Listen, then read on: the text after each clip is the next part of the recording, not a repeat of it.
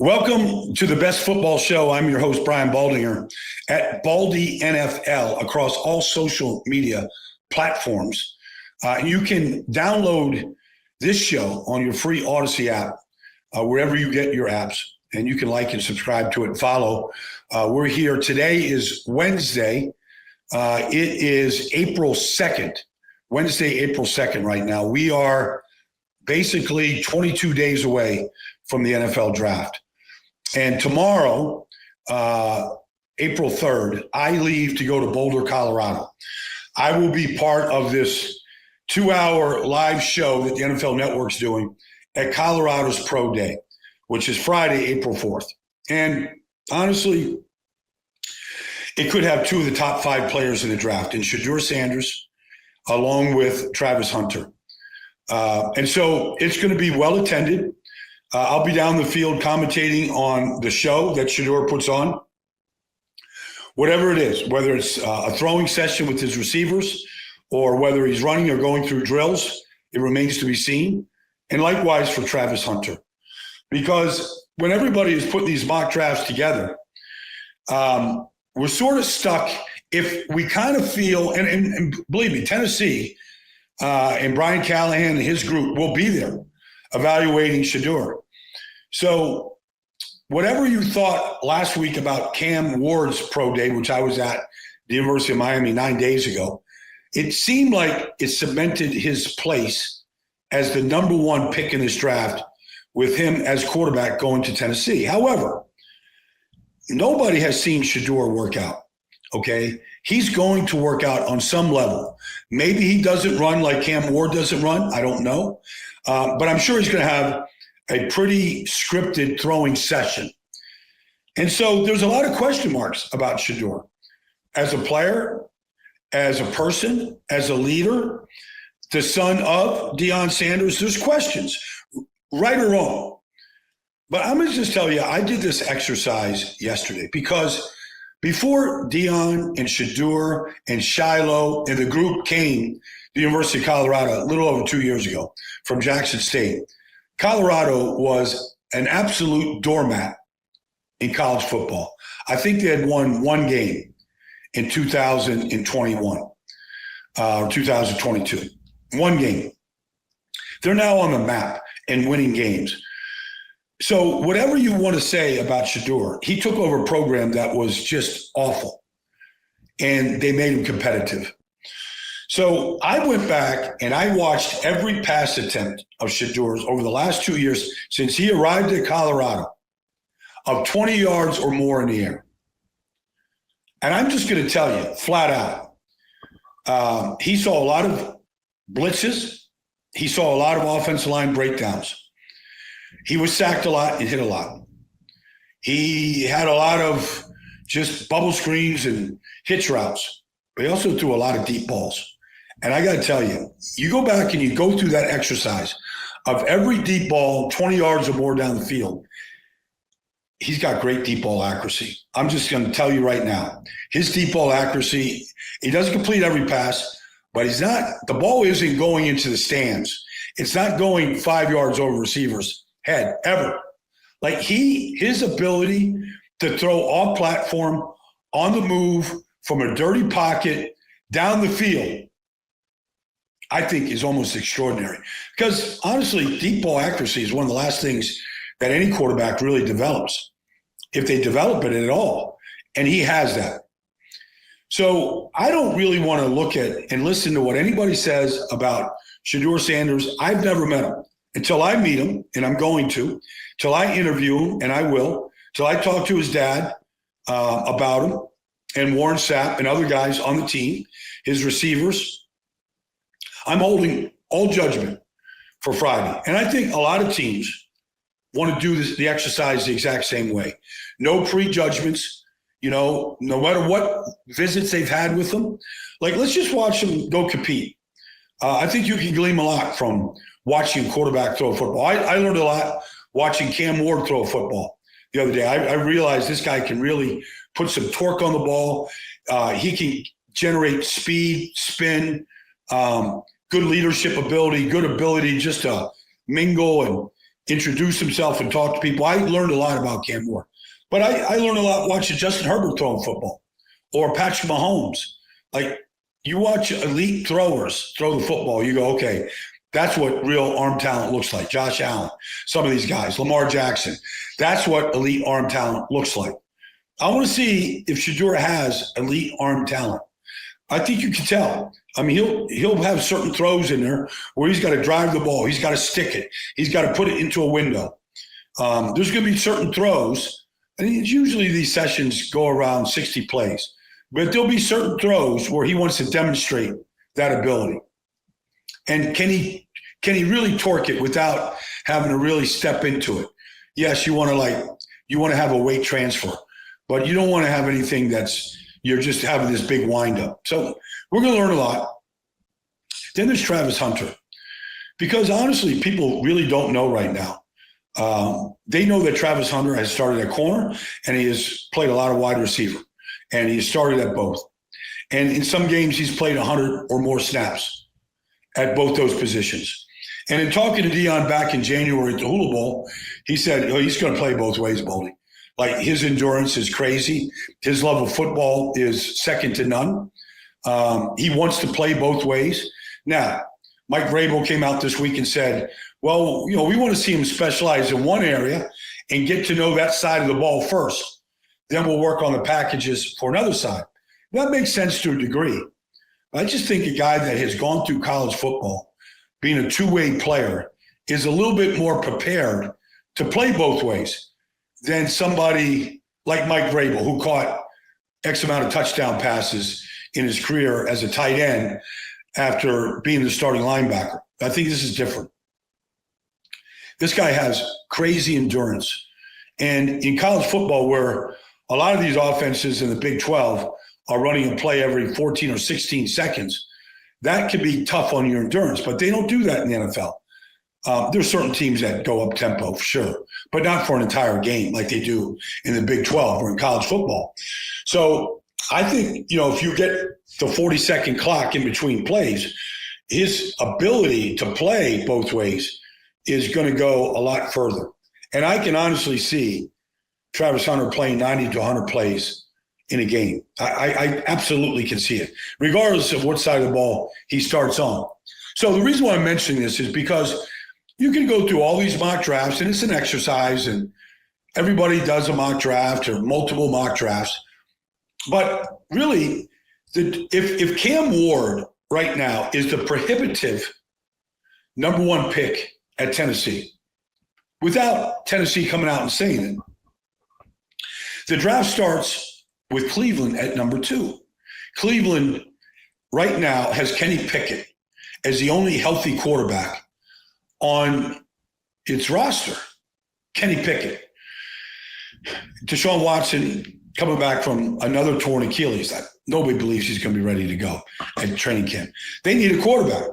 So do they go number 2 with Shaduer? Do they trade back?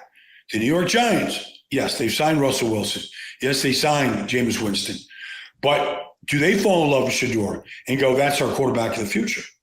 Do the Las Vegas Raiders, picking 6, go, boy, if Shaduer falls past the Giants, is that our guy? And you can just go down the line to teams that might be interested. Pittsburgh at 21, if something doesn't happen with Aaron Rodgers. So I don't know where or does somebody trade up with Cleveland or the Giants or New England at 4, who isn't going to take a quarterback? Does somebody trade up if Shaduer drops? But a lot of these question marks will be decided or partly decided on Friday. I'm doing a live 2-hour TV show on the NFL Network around Colorado's Pro Day. Now, the other part of this is, where does Travis Hunter go? Like, I believe him and Abdul Carter are neck and neck, 1 and 2, for being the best players in this draft, regardless of position. So does the draft start with Travis Hunter at 2 to Cleveland, or with the Giants at 3, or with the Patriots at 4? You see where we're going. Like, these 2 players could both go in the top 5, or One can, and one could drop. One can get traded. It's going to affect the draft. And so I kind of think like this is really late for a pro day, April 4th. Most of the pro days have already come and gone. There'll be private workouts, for certain players that have coming back from injury or dealing with injuries. That's normal. But this is almost well-timed because there's so much tied to these two players in this draft. All right. So with that, let's just jump off to the cornerback market. Because if you look at Travis Hunter as a starting corner, maybe he's the best corner in the draft. Some people think that. Some people just think he's the best athlete in the draft, maybe not the best corner. So then there's a discussion there. Because you kind of want to rank the players by position, at least 1 through 5, 1 through 10. All right. So I interviewed Shaduer yesterday. His tape at Texas is fantastic. Like he's the Thorpe Award winner. He's from Austin, Texas. He was a receiver in high school. He can play anywhere on the defensive side of the ball in the secondary. He can play as your press corner, off the ball corner. He can play inside the way, say, Trent McDuffie has played inside and outside for Kansas City. He can play in a dime linebacker role. He can go to a safety position. He's very, very moldable because he's such a good tackler. And he's so good with the ball in the air. Like he ran a 4.39 40. All right. You can compare him to Trent McDuffie because they're both 6 foot, 190-pound corner. They both have length. They both have, but I believe Trent McDuffie ran like a 4.5. Shaduer ran a 4.39. Like he's a little faster in the 40 and the 10-yard split. He might have a little quicker break on the ball. And we've seen how good Trent McDuffie has been in Kansas City. And then you go to injured corners that you finished the season injured. Will Johnson, at Michigan. I mean, you look at his tape, he's got 6 interceptions. 3 of them, have been run back for touchdowns before he got hurt this year. And his only thing is he has not been able to stay on the field. He got hurt last year in the 4th or 5th game. He, with a turf toe, all right, did not get back on the field. Was injured this offseason. Believes in a hamstring. Hasn't tested, all right, hasn't been able to stay on the field at Michigan. It's a concern. But healthy, the guy's got great skills. Then if you go to Notre Dame and you look at Benjamin Morrison, he got hurt this year, I think the 5th game. But you watch his tape, 2023, first games this year, like what style do you want to play? You want to play press man? Like you want to play in phase? You want to play off man? You want to play zone? Like you watch that guy, and Notre Dame plays a lot of coverages. I mean, they're pretty advanced with how they play defense on that side. Benjamin Morrison is an elite-looking prospect to me. So you have to get past the injury. I mean, so, I'm just giving you 4 right now. There's a lot more than that. But those 4, because generally, if you want an elite corner, if you want Patrick Surtain, if you want Trent McDuffie, if you want Quinyon Mitchell, if you want Terrion Arnold, I mean, I go on and on and on, you're going to spend a first-round pick. And generally, a pretty high first-round pick. They don't last to the back of the first round.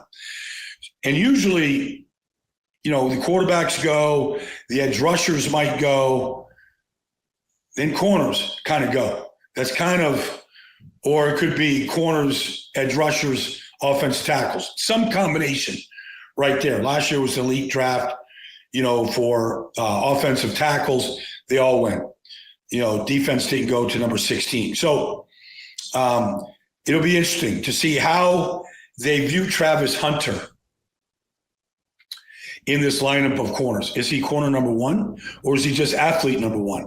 And then the corner market starts at Shaduer.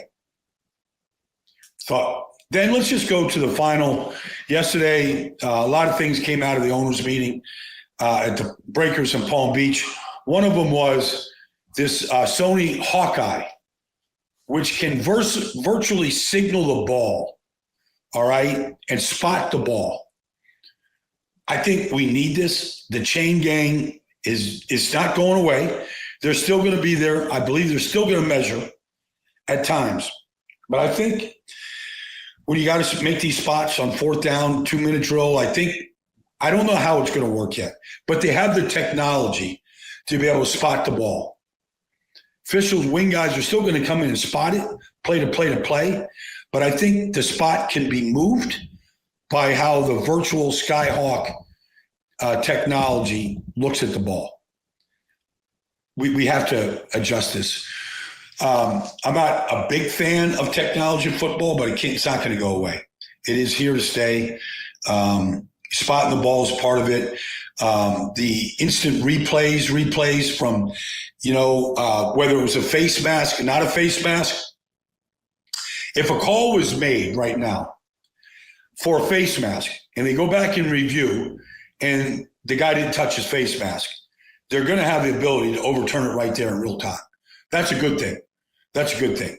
But you can't go back to a play and go, they should have called the face mask and use this replay from New York to call it. It can only overturn the call. So there's some of the things they're going to table the tush push until May. There'll be more discussions about it. They got heated about it. That's fine. It's still going to come down to a vote in May, whether it's going to be a legal play or not. So we'll get to that when it happens. But, the league is always reactive. The technology we're trying to catch up to the speed of the game right now. So the technology is coming with this virtual Skyhawk. Sony Skyhawk makes it. So anyways, we always get tweaks to rules. It's becoming more difficult to officiate because of what we see in replays now and how often we see them, where we can make the judgments ourselves whether they got it right or wrong. And we're just in a world where you can't live with bad calls or wrong calls. And so they're trying to fix that without literally making it an AI game and robots are going to make all these calls. It's still going to be human error. Still going to have 7 officials on the field. Anyways, that's what I have for you today. This is the Best Football Show. I am traveling to Boulder tomorrow. Hope to go over to the Colorado football office tomorrow when I land and talk to everybody. But I hope to join you next, either before or after this Colorado Pro Day, and give you my take on what I see and what I report, who's there, and just the conversations that are being taken place amongst a lot of the personnel people and coaches that will be well attended in Boulder on Friday. Thanks for joining me, everybody. This has been the Best Football Show. I'm your host, Brian Baldinger. Look forward to talking to you real soon.